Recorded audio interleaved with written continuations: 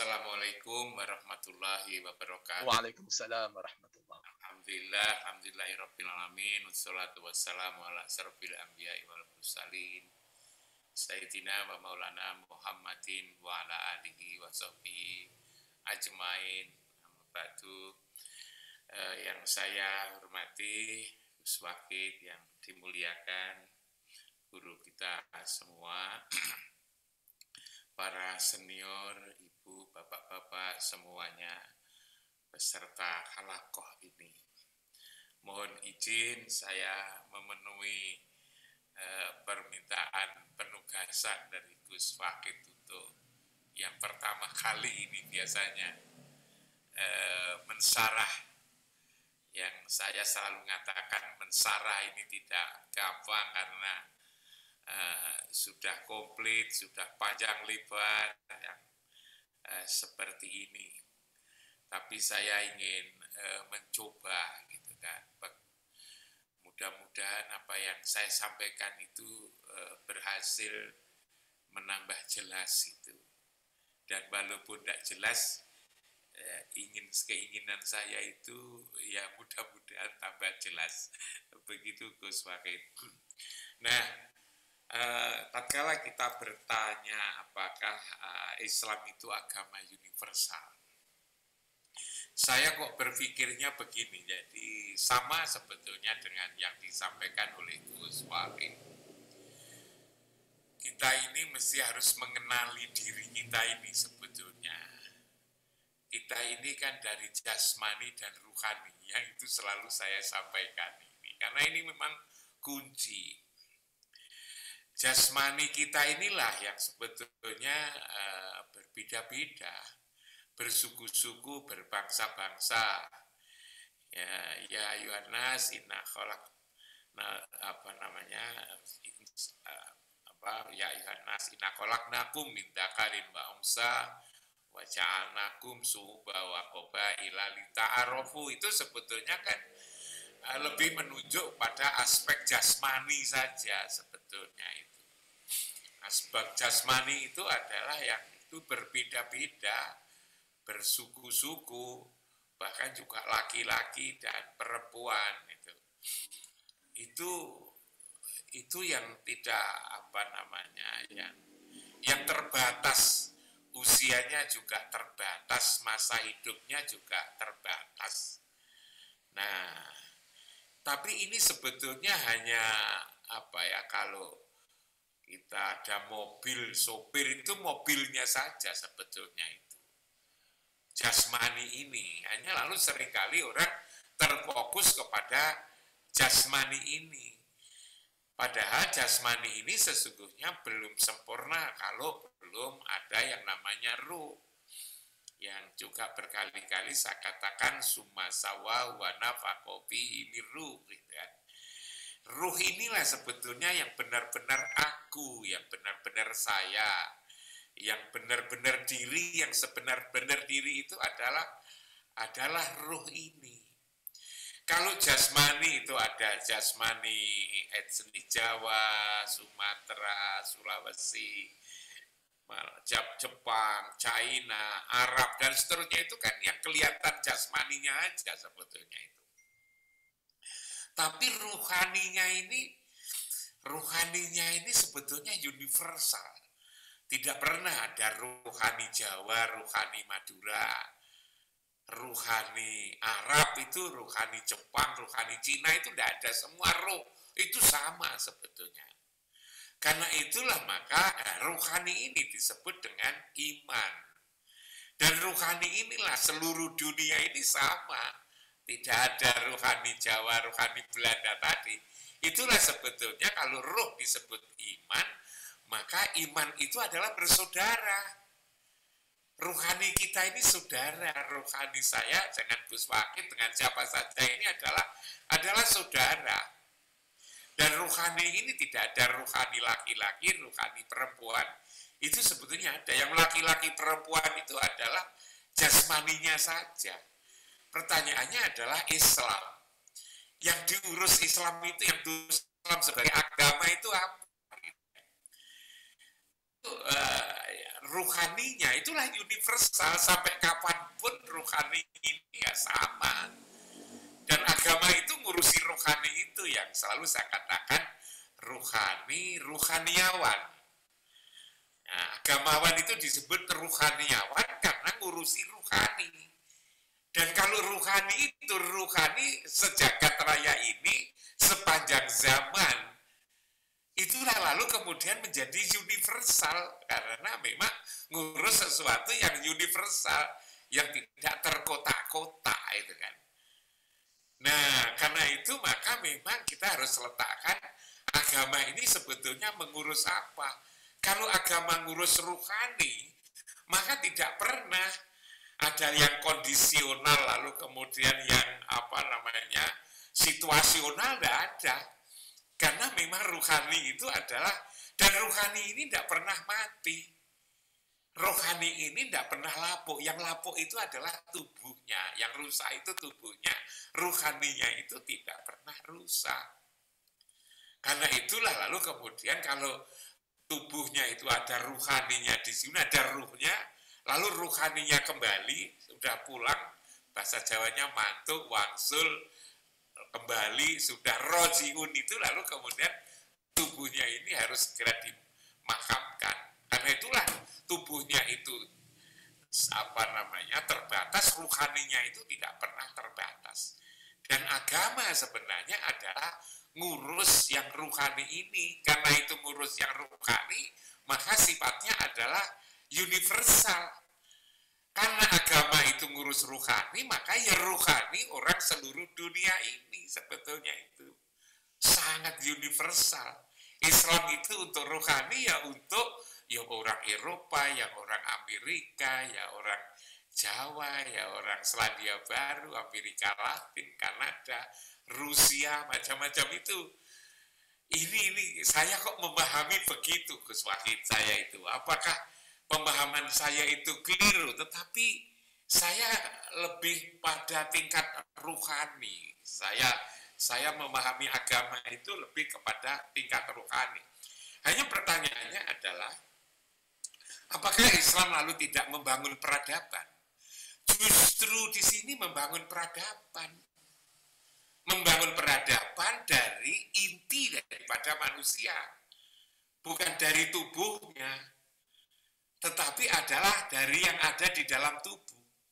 Kalau tubuhnya itu kan bisa pura-pura. Karena memang tubuh itu digerakkan yang ada di dalam dada ini. Soal tubuh gitu kan, untuk memenuhi kebutuhan di dunia terserah. Apakah jadi petani, apakah jadi dosen, apakah jadi duta besar, apakah jadi pedagang, apakah jadi birokrat, atau jadi apa itu terserah. Membuat rumah juga begitu terserah, itu kan urusan fisik. Apa rumah model Madura, apa rumah model Jawa, atau model Jepang, terserah, itu tidak diurus. Alat-alat komunikasi, apakah pakai kentongan, apakah pakai beduk, apakah pakai HP, apakah pakai speaker yang keras-keras, itu saya kira itu tidak diurus sebetulnya oleh agama itu.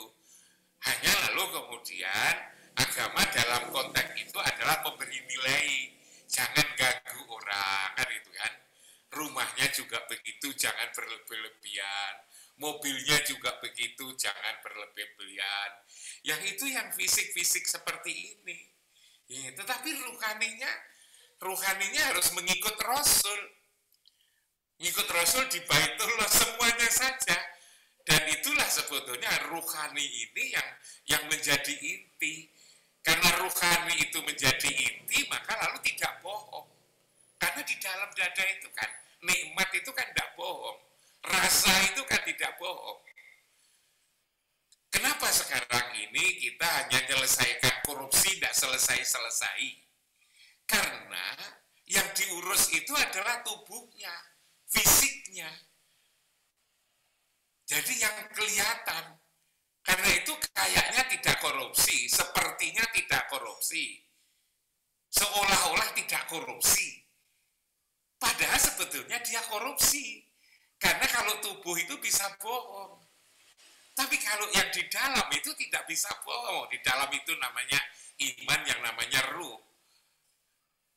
Karena itu kalau itu lalu kemudian hanya yang diurus hanya peraturan-peraturan, itu artinya yang diurus hanya tubuhnya. Yang diurus itu hanya tubuhnya. Ngurus agar tidak sek, maka ada peraturan, jangan sek gitu kan, di kampus gitu kan. Kan tubuhnya. Dia memang tidak kelihatannya tidak melanggar penyimpangan seksual, padahal sebetulnya itu lebih parah gitu kan. Kalau itu dari sisi tubuhnya. Tapi kalau yang diurus itu dalamnya, kalau dalamnya itu sudah beriman, kontak dengan Allah dan Rasul, sekalipun disediakan kamar lalu dibayari, itu ya tidak mau. Coba apa mau kita ini misalnya, sudahlah tak bayari kamu, tak letakkan, tak kasihkan kamar gitu kan, silakan berapa hari. Tapi kalau hatinya ini tidak mau, ya tidak mau gitu, tidak mau, tidak akan mau itu kan. Nah, seharusnya memang yang diurus untuk membangun peradaban itu bukan yang perilaku luar, tapi adalah dimulai dari perilaku dalam. Itulah yang saya pahami, agama itu sebetulnya lebih mendasar. Agama itu adalah ngurus yang tidak bisa dibohongin. Agama itulah mengurus sesuatu yang benar-benar sebagai kekuatan penggerak yang dari tubuh ini. Tanpa ada peraturan, tanpa ada undang-undang, katakanlah kalau dikatakan begitu, tapi hidup di dunia kan mesti harus gitu. Karena itulah Tuhan juga dikatakan oleh Rasul itu, innallaha la yanduru ila suwarikum wa ajsamikum walakin yanduru ila qulubikum, yang ada di dalam hati. Inilah kalau agama. Agama itu sebetulnya para agamawan seperti saya seharusnya ya punya pikiran kalau ada rame-rame soal peraturan begini ya tidak terlalu lah kemudian merespon yang berlebihan, karena yang diatur itu adalah tubuhnya. Bahkan kita harus memberitahu bahwa sekalipun Anda atur seperti itu, ya kemarin berwajah dua, seperti kajian yang minggu lalu kan berwajah dua. Kayaknya jujur, kayaknya ikhlas, tapi sebenarnya tidak jujur. Kenapa bermuka dua? Karena yang dilihat itu adalah tubuhnya itu. Seharusnya sebetulnya sebagaimana Rasulullah Allah dan Rasul itu tak kala ngatur manusia itu, yang dilihat adalah yang ada di dalam. Yang ada di dalam itulah lalu kemudian diatur bagaimana agar menjadi baik. Maka lalu kemudian sholat. Lewat sholat, siapa yang sholat?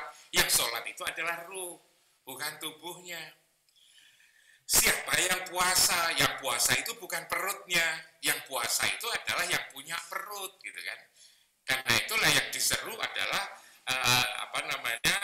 mukmin. Ya ayyuhalladzina amanu, gitu. Kutiba alaikumusiyam, iman yang ada di dalam dada ini bukan mempuasakan perut, tapi mempuasakan hawa nafsu. Kalau seperti ini, maka sebetulnya lalu kemudian menjadi enak, dan itu sangat universal. Maka saya katakan tadi kan tidak ada roh Cina, tidak ada roh Arab, tidak ada roh, semua roh sama. Dan roh itu sebetulnya tidak ada tua dan juga tidak ada muda. Itulah lalu kemudian Islam menjadi sangat universal. Tapi kalau agama Islam itu lalu kemudian diletakkan untuk ngurus tubuh, maka lalu kemudian juga ditipu nanti. Ditipu, kayaknya jujur tidak jujur, kayaknya ikhlas tidak ikhlas. Kayaknya itu lalu kemudian baik, sebetulnya tidak baik. Ya seperti sekarang ini, karena yang dilihat tubuhnya kayaknya bagus, lalu kemudian dikasih jabatan. Ternyata tidak bagus. Akibatnya apa? Akibatnya lalu kemudian penjara itu penuh. Coba kalau lalu kemudian yang diurus itu seperti pendekatan agama itu adalah ruhani.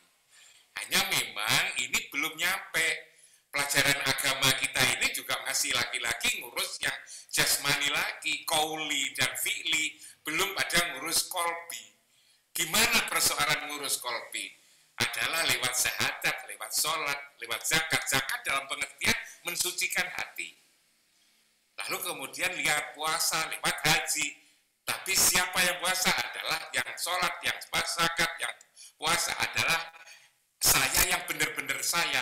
Diri yang sebenar-benar diri ini. Ini karena itu barangkali Gus Bakit walaupun ini sudah yang ke-60 ya, ke-60 50 berapa itu masih terus saja, karena memang kita mesti harus gali siapa kita ini, siapa saya ini, siapa aku ini. Masya Agar Allah. menjadi baik, maka lalu kemudian harus ngikut siapa? Ternyata untuk menjadi baik itu harus ngikut Rasul di Baitullah itu. Kenapa harus di Baitullah? Karena kalau tidak di Baitullah, di situ ada iblis. Disitulah Baitullah yang aman. Inna awwala baiti wudhi'a linnasi lalladzi bibakata mubarakan wa hudalil alamin fihi ayatun bayyinatun maqamul Ibrahim wa man dakhalahu kana aminan. Amin dari mana? Amin dari gangguan setan, iblis, dan jin itu loh. Karena itu bicara agama adalah bicara ruhaniyah sebetulnya. Untuk memperbaiki kehidupan ini, dan nanti yang selamat dan tidak selamat itu adalah yang bersifat ruhani ini sebetulnya, yang akan dilihat oleh Allah. Saya kira itu Gus Wakil. Terima kasih, luar biasa. Mudah-mudahan memperjelas itu Gus Wakil. Amin, amin. Mohon maaf kepada Ya, para senior, ibu dan bapak sekalian, manakala sarah saya ini kurang tepat. Assalamualaikum warahmatullahi wabarakatuh. Waalaikumsalam warahmatullahi wabarakatuh.